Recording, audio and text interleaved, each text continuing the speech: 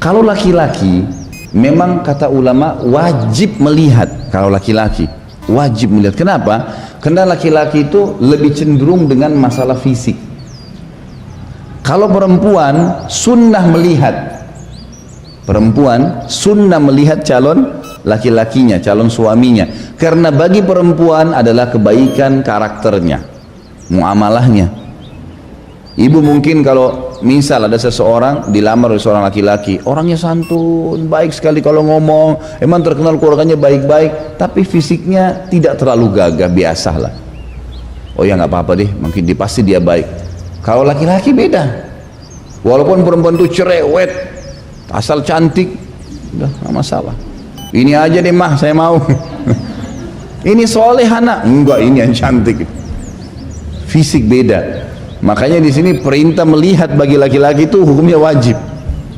Nggak bisa, jangan nanti direkayasa. Sudah nak, mama sudah lihat, nggak bisa. Dia harus lihat.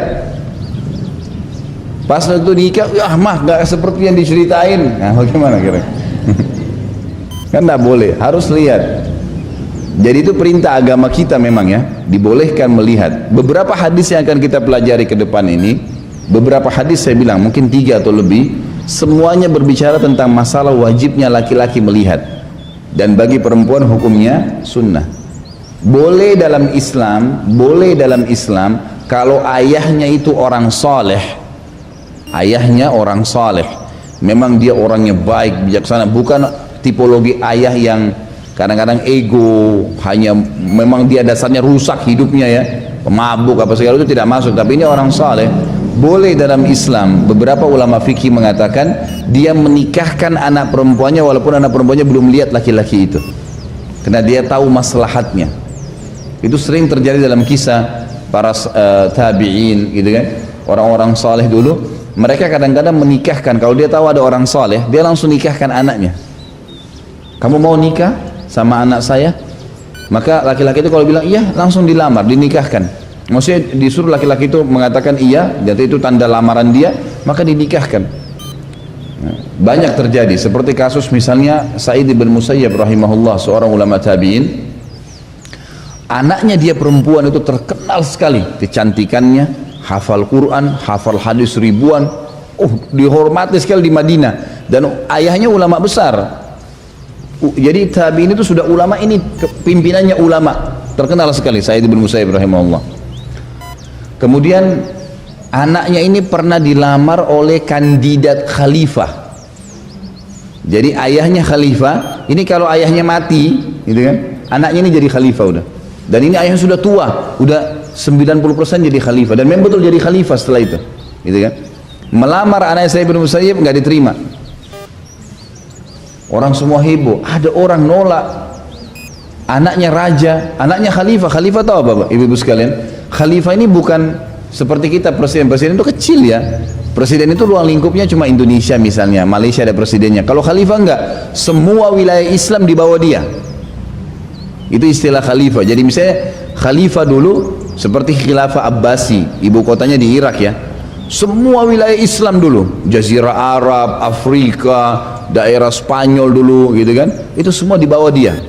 Jadi ini bukan cuman raja, bukan cuman presiden, di atasnya khalifah tuh dilamar, ditolak. Subhanallah.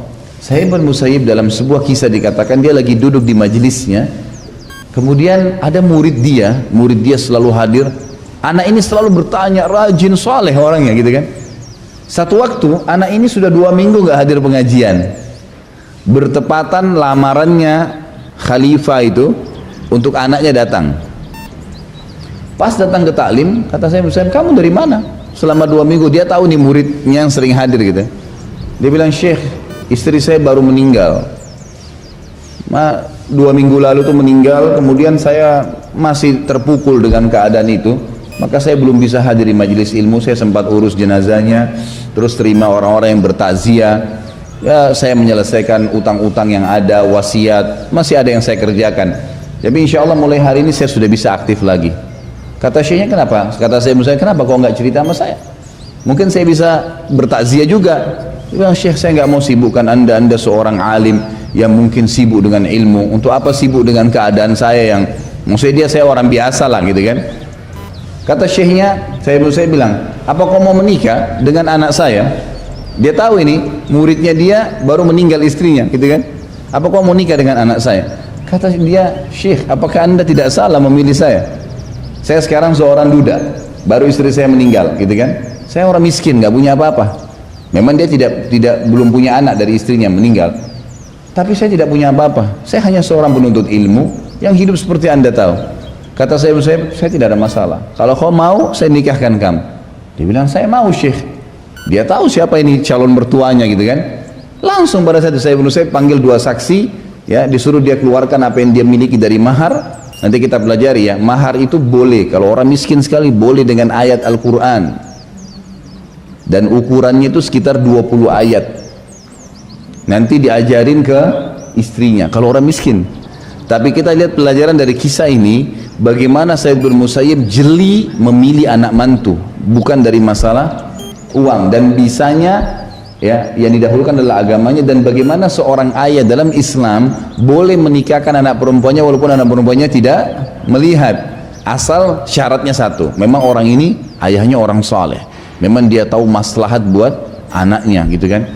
Maka yang terjadi, keluarkanlah apa yang dia miliki dari mahar, beberapa dirham, lalu dinikahkan. Saya nikahkan kamu dengan anak saya si fulana, gitu kan, dengan mas kawin yang sudah disebutkan. Lalu dia bilang, saya terima nikahnya, selesai. Orang ini muridnya cerita, dia bilang, saya ini nggak percaya, saya nikah. Kata saya, menurut saya baiklah, sebentar nanti saya akan menyampaikan kepada istrimu di rumah. Dia pulanglah, disampaikan kepada istrinya, dan dia bilang kepada anaknya, nak, ayah sudah menikahkan kamu sama murid ayah si fulan, dan kamu sudah jadi istrinya. Anaknya karena juga penuntut ilmu, faham agama, dia tahu ayahnya nggak mungkin pilih salah. Dia bilang, baik ayah, sudah. Kata si anak mantunya ini, saya lagi duduk, waktu itu lagi puasa sunnah dia. Dia bilang, saya lagi puasa Kamis, terus mau buka puasa. Begitu azan buka puasa, saya mengambil beberapa kurma yang saya miliki dengan segelas air. Lagi azan tuh, lagi buka puasa, tiba-tiba ada yang ketuk pintu. Dia bilang, saya tanya, siapa? Maghrib nih, kok ada yang ketuk pintu? Lalu yang di depan pintu bilang, saya Said. Kata yang cerita ini, anak mantunya ini, yang muridnya ini bilang, terlintas semua Said teman saya kecuali Sa'id bin Musayyib, kecuali mertua saya. Saya tidak sangka kalau dia datang, belum pernah. Karena Sa'id bin Musayyib ini selama 40 tahun dalam kisahnya yang dikatakan tidak pernah terlihat kecuali dari rumahnya ke masjid, tidak pernah ke pasar, tidak pernah kemana-mana. Pokoknya 40 tahun itu rumah masjid, ngajar, sholat, gitu aja, pulang ke masjid, terkenal sekali. Jadi nggak pernah khusus datang ke rumahnya orang, apa itu nggak pernah. Jadi dia bilang, terlintas semua nama Said kecuali guru saya nih. Terus saya buka pintu, saya kaget, ternyata guru saya. Lalu saya mengatakan, Syekh, wahai guruku, kenapa anda yang datang, mesti saya yang datang? Dia bilang, saya tidak mau kau tidur malam ini sendirian, ini istrimu saya bawa, silakan masuk anakku. Dibawa ya anak perempuannya. Ini kisah nyata. Anak perempuannya masuk, patuh, masuk dalam. Kata si suami ini, terus saya bilang, ini sedikit uang, saya titipkan buat kamu. Lalu dia pergi ke masjid, sholat, gitu kan. Kata si anak mantunya ini, saya benar-benar nggak tahu mau buat apa. Ini anak belum pernah ngomong, belum pernah ketemu, dibawa sudah jadi istrinya. Dia bilang, saya coba masuk membersihkan, berantakan nih, lagi buka puasa, roti buka sobekan, kurma buka digigit. Ini orang menikah gitu, keadaannya gini, rumahnya berantakan, dia sendirian. Maka dia pulang, saya rapikan secepat mungkin, lalu saya pamit ke masjid. Dia sholat, balik, lalu dia bilang, pada saat saya balik, saya nggak ke rumah saya, nggak tahu mau bilang apa. Dia bilang, saya datangin ibu saya, terus saya ceritain kepada keluarga saya. Keluarga saya awalnya bilang apa? Kamu gila apa? Apa kamu mau dinikahin sama Sa'id bin Musayyib yang nolak lamarannya khalifah? Kamu siapa mau dinikahin? Dia bilang, demi Allah, ada di rumah anaknya sekarang. Anaknya sekarang ada di rumah, sudah jadi istri saya, dinikahkan dari di masjid. Ibunya bilang, baik kalau gitu, saya lihat. Dilihat ternyata betul. Kata ibunya, kalau gitu kau tidak boleh menyentuhnya sampai saya sudah mempersiapkan dia seperti layaknya wanita. Kata anaknya, silahkan. Akhirnya ibunya bawa ke rumahnya, seperti umumnya orang didandanin dulu segala. Ini kan langsung di store saja gitu sama ayahnya gitu. Dia bilang, setelah selesai didandani sama ibunya segala, pada saat dia membuka cadarnya datang ke dekat saya, dia bilang, saya kaget, seperti Allah memberikan kepada saya sebuah bintang gitu kan. Wanita ini sangat cantik, luar biasa, hafal Al-Quran, ribuan hadis dihafal, wajar khalifah melamar dia. Allah memberikan saya karunia sementara saya sudah duda. Bilang setelah beberapa hari berjalan kehidupan kami, Said Musaib datang lagi kemudian membawakan untuk kami beberapa kebutuhan uang, lalu kemudian saya hidup bersamanya gitu. Jadi ini saya bukan sedang mendatangkan kisah khusus sebenarnya masalah ini ya, tapi ada poin. Said Musaib ini adalah ulamanya tabi'in dan beliau mengerjakan ini karena berhubungan dengan hukum syar'i. Dan hampir semua mazhab sepakat kalau wanita sunnah boleh dia melihat, tapi kalau sampai ayahnya melakukan ini bukan perbuatan yang salah, tapi syaratnya memang ayahnya orang saleh, memang dia tahu maslahatnya, Itu ada beberapa kisah berhubungan dengan masalah ini. Tapi kalau laki-laki wajib lihat, wajib melihat, gitu kan?